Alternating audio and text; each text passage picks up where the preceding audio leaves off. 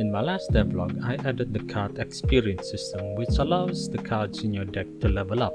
The card experience system is actually part of a much bigger system known as the card upgrade system. And there's a total of 3 subsystems that it comprises of. The first, as I said, was the experience system.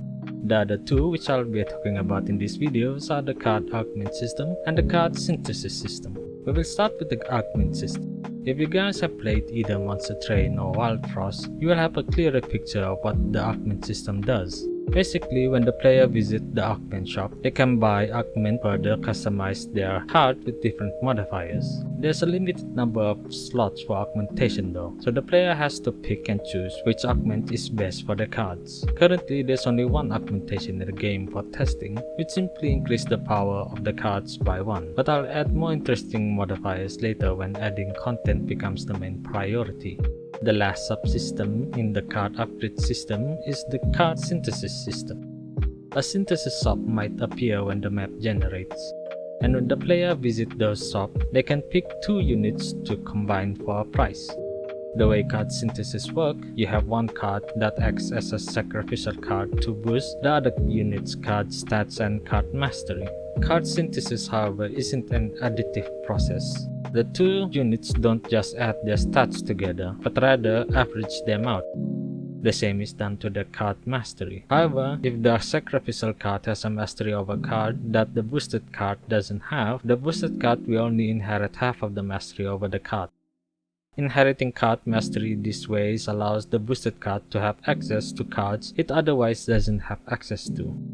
The synthesis process, however, also destroys all of the cards inside the sacrificial card as well. So if there's a particular card the player wants for that boosted card to use from the sacrificial cards deck, they better transfer it to the reserve pile before synthesizing the 2 cards. The last thing on my list of things I did this month is add the event node. So far, there's only 2 types of node in the game, the battle node and the shop node. The event node is a new type of node that when visited, it randomly picks from a list of events to show the player. Events are kind of like a mini choose your own adventure game. You can play to receive rewards and such. You can ignore them completely in your run, but you will miss out on those rewards. Behind the scenes, I'm using Ink to run the event. Ink is an ink integration with Godot. I have linked the GitHub page for it in the description if you guys want further details on that. There's a lot more that I've done to the game other than implementing the upgrade system and the event node. For instance, there's a lot of bug fixes and tiny improvements, but I think that's enough reporting for this video. The last thing I want to touch upon is the tutorial video that I promised. I don't think I can make a tutorial video after all. At least not at this moment.